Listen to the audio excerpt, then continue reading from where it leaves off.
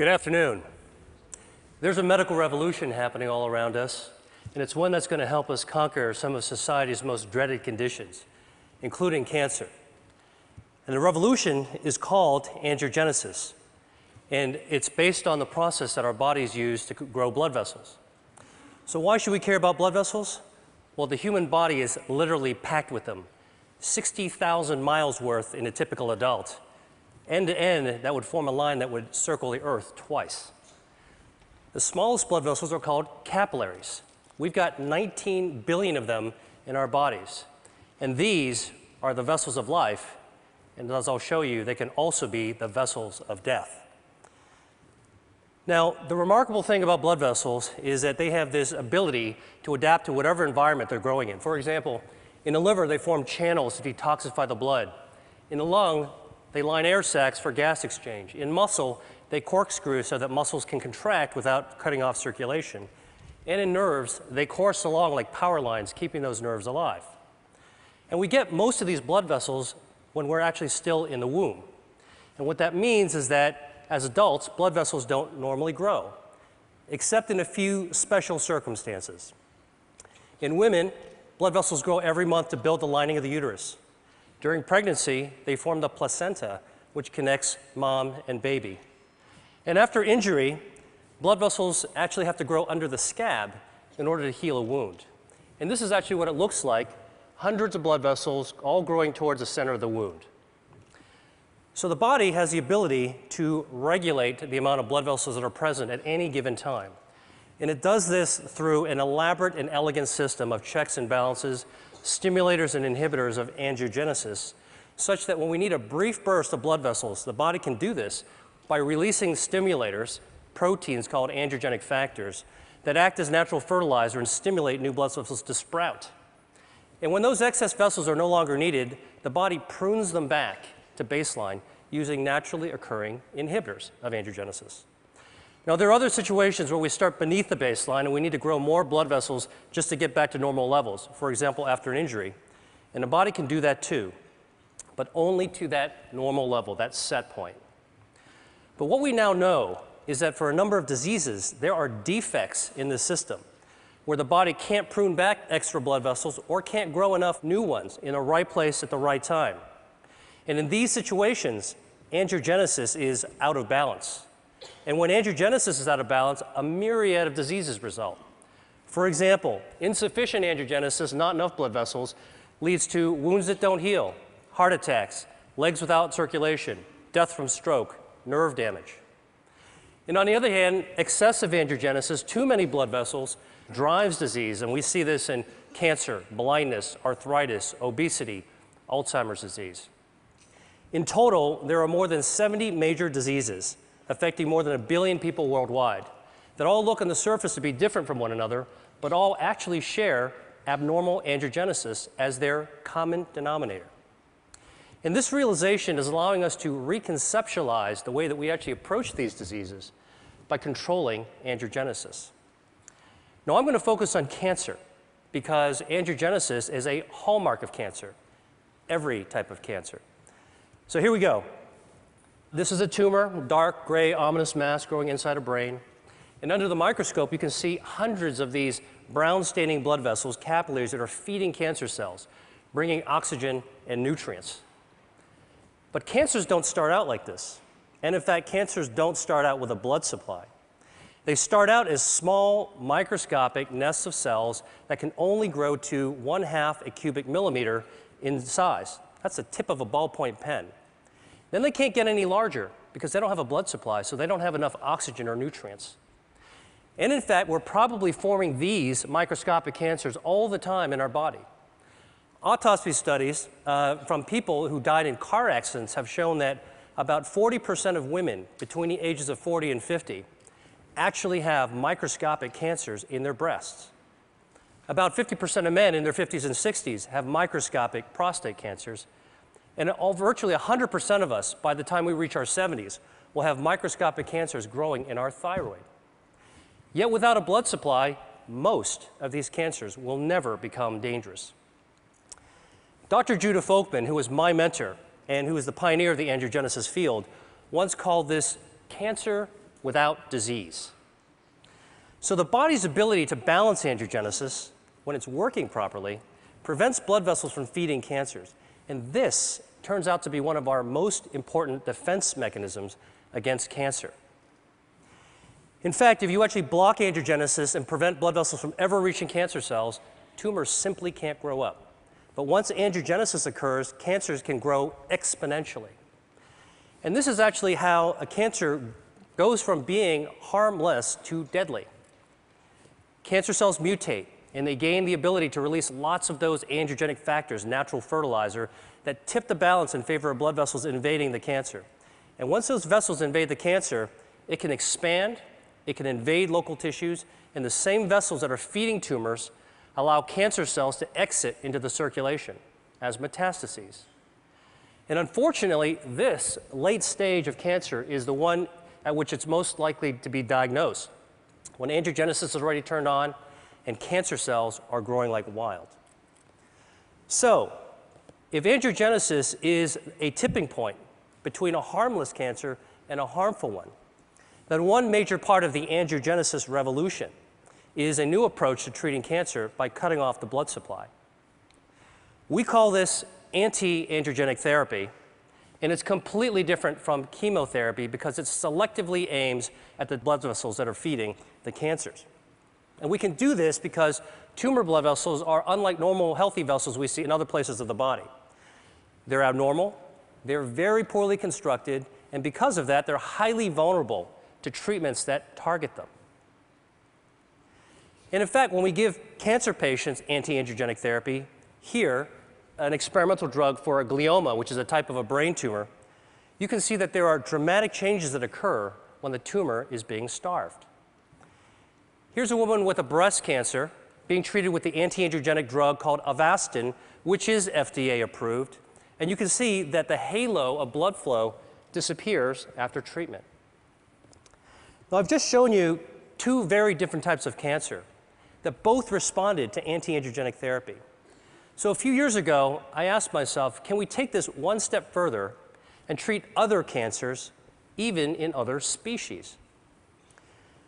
So here is a 9-year-old boxer named Milo who had a very aggressive tumor called a malignant neurofibroma growing on his shoulder. It invaded to his lungs. His veterinarian only gave him 3 months to live. So we created a cocktail of anti-angiogenic drugs that could be mixed into his dog food, as well as an anti-angiogenic cream that could be applied on the surface of the tumor. And within a few weeks of treatment, we were able to slow down that cancer's growth such that we were ultimately able to extend Milo's survival to 6 times what the veterinarian had initially predicted, all with a very good quality of life. And we've subsequently treated more than 600 dogs. We have about a 60% response rate and improved survival for these pets that were about to be euthanized. So let me show you a couple of even more interesting examples. This is a 20-year-old dolphin living in Florida, and she had these lesions in her mouth that over the course of 3 years developed into invasive squamous cell cancers. So we created an anti-angiogenic paste. We had it painted on top of the cancer 3 times a week, and over the course of 7 months, the cancers completely disappeared and the biopsies came back as normal. Here's a cancer growing on the lip of a quarter horse named Guinness. It's a very, very deadly type of cancer called an angiosarcoma, had already spread to his lymph nodes. So we used the anti-angiogenic skin cream for the lip and the oral cocktail so we could treat from the inside as well as the outside. And over the course of 6 months, he experienced a complete remission. And here he is 6 years later, Guinness, with his very happy owner. Now, obviously, anti-angiogenic therapy could be used for a wide range of cancers. And in fact, the first pioneering treatments for people as well as dogs are already becoming available. There's 12 different drugs, 11 different cancer types, but the real question is, how well do these work in practice? So here is actually the patient survival data from 8 different types of cancer. And the bars represent survival time taken from the era in which there was only chemotherapy or surgery or radiation available. But starting in 2004, when anti-angiogenic therapies first became available, you can see that there has been a 70 to 100% improvement in survival for people with kidney cancer, multiple myeloma, colorectal cancer, and gastrointestinal stromal tumors. That's impressive. But for other tumors and cancer types, the improvements have only been modest. So I started asking myself, why haven't we been able to do better? And the answer to me is obvious. We're treating cancer too late in the game, when it's already established and oftentimes it's already spread or metastasized. And as a doctor, I know that once a disease progresses to an advanced stage, achieving a cure can be difficult, if not impossible. So I went back to the biology of angiogenesis and started thinking, could the answer to cancer be preventing angiogenesis, beating cancer at its own game, so that cancers could never become dangerous? This could help healthy people, as well as people who have already beaten cancer once or twice and want to find a way to keep it from coming back. So to look for a way to prevent angiogenesis in cancer, I went back to look at cancer's causes.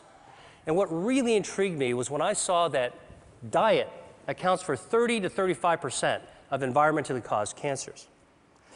Now, the obvious thing is to think about what we could remove from our diet, what to strip out, take away. But I actually took a completely opposite approach and began asking, what could we be adding to our diet that's naturally anti-angiogenic, that could boost the body's defense system and beat back those blood vessels that are feeding cancers? In other words, can we eat to starve cancer? Well, the answer is yes, and I'm going to show you how. And our search for this has taken us to the market, the farm, and to the spice cabinet, because what we've discovered is that Mother Nature has laced a large number of foods and beverages and herbs with naturally occurring inhibitors of angiogenesis. So here's a test system we developed. At the center is a ring from which hundreds of blood vessels are growing out in a starburst fashion. And we can use this system to test dietary factors at concentrations that are attainable by eating. So let me show you what happens when we put in an extract from red grapes. The active ingredient is resveratrol. It's also found in red wine. This inhibits abnormal angiogenesis by 60%. Here's what happens when we add an extract from strawberries. It potently inhibits angiogenesis. An extract from soybeans. And here is a growing list of our anti-angiogenic foods and beverages that we're interested in studying. And for each food type, we believe that there's different potencies within different strains and varietals. And we want to measure this because, well, while you're eating a strawberry or drinking tea, why not select the one that's most potent for preventing cancer? So here are 4 different teas that we've tested. They're all common ones: Chinese jasmine, Japanese sencha, Earl Grey, and a special blend that we prepared. And you can see clearly that the teas vary in their potency from less potent to more potent. But what's very cool is when we actually combine the 2 less potent teas together, the combination, the blend, is more potent than either one alone. This means there's food synergy. Here's some more data from our testing. Now, in the lab, we can simulate tumor angiogenesis, represented here in a black bar. And using this system, we can test the potency of cancer drugs. So the shorter the bar, less angiogenesis, that's good. And here are some common drugs that have been associated with reducing the risk of cancer in people: statins, non-steroidal anti-inflammatory drugs, and a few others. They inhibit angiogenesis too. And here are the dietary factors going head-to-head against these drugs. You can see they clearly hold their own, and in some cases they're more potent than the actual drugs. Soy, parsley, garlic, grapes, berries. I could go home and cook a tasty meal using these ingredients. So imagine if we could create the world's first rating system in which we could score foods according to their anti-angiogenic, cancer preventative properties. And that's what we're doing right now. Now, I've shown you a bunch of lab data, and so the real question is, what is the evidence in people that eating certain foods can reduce angiogenesis in cancer? Well, the best example I know is this study of 79,000 men followed over 20 years, in which it was found that men who consumed cooked tomatoes 2 to 3 times a week had up to a 50% reduction in their risk of developing prostate cancer. Now, we know that tomatoes are a good source of lycopene, and lycopene is anti-androgenic. But what's even more interesting from this study is that in those men who did develop prostate cancer, those who ate more servings of tomato sauce actually had fewer blood vessels feeding their cancer. So this human study is a prime example of how anti-androgenic substances present in food and consumed in practical levels can impact on cancer. And we're now studying the role of a healthy diet with Dean Ornish at UCSF and Tufts University on the role of this healthy diet on markers of angiogenesis that we can find in the bloodstream. Now, obviously, what I've shared with you has some far-ranging implications even beyond cancer research, because if we're right, it could impact on consumer education, food services, public health, and even the insurance industry. And in fact, some insurance companies are already beginning to think along these lines. Check out this ad from Blue Cross Blue Shield of Minnesota. And for many people around the world, dietary cancer prevention may be the only practical solution, because not everybody can afford expensive end-stage cancer treatments, but everybody could benefit from a healthy diet based on local, sustainable, anti-androgenic crops. Now, finally, I've talked to you about food, and I've talked to you about cancer, so there's just one more disease that I have to tell you about, and that's obesity. Because it turns out that adipose tissue, fat, is highly angiogenesis dependent. And like a tumor, fat grows when blood vessels grow. So the question is, can we shrink fat by cutting off its blood supply? So the top curve shows the body weight of a genetically obese mouse that eats nonstop until it turns fat like this furry tennis ball. And the bottom curve is the weight of a normal mouse. If you take the obese mouse and give it an angiogenesis inhibitor, it loses weight. Stop the treatment, gains the weight back. Restart the treatment, loses the weight again. Stop the treatment, gains the weight back. And in fact, you can cycle the weight up and down simply by inhibiting angiogenesis. So this approach that we're taking for cancer prevention may also have an application for obesity. The really, truly interesting thing about this is that we can't take these obese mice and make them lose more weight than what the normal mouse's weight is supposed to be. In other words, we can't create supermodel mice. And this speaks to the role of angiogenesis in regulating healthy set points. Albert Szent-Györgyi once said that discovery consists of seeing what everybody has seen and thinking what nobody has thought. I hope I've convinced you that for diseases like cancer, obesity, and other conditions, that there may be a great power in attacking their common denominator, angiogenesis. And that's what I think the world needs now. Thank you.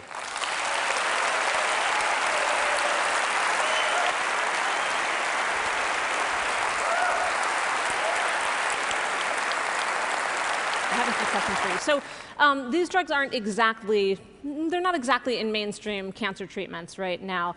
For anyone out here who has cancer, what would you recommend? Do you recommend pursuing these treatments now for most cancer patients? So there are anti-androgenic treatments that are FDA approved. And if you're a cancer patient or working with or advocating one, you should ask about them. And there are many clinical trials. The Angiogenesis Foundation is following almost 300 companies. And there's about 100 more drugs that are in the pipeline. So consider the approved ones, look for clinical trials. But then between what the doctor can do for you, we need to start asking, what can we do for ourselves? And this is one of the themes that I'm talking about, is we can empower ourselves to do the things that doctors can't do for us, which is to use knowledge and take action. And if Mother Nature has given us some clues, we think that there might be a new future in the value of how we eat. And what we eat is really our chemotherapy 3 times a day. Right. And along those lines, for people who might have risk factors for cancer, would you recommend pursuing any treatment sort of prophylactically, or simply pursuing the right diet with lots of tomato sauce? Well, you know, there's abundant epidemiological evidence, and I think in the information age, it doesn't take long to go to a credible source like PubMed, the National Library of Medicine, to look for epidemiological studies for cancer risk reduction based on diet and based on common medications. And that's certainly something that anybody can look into. Okay, well, thank you so much.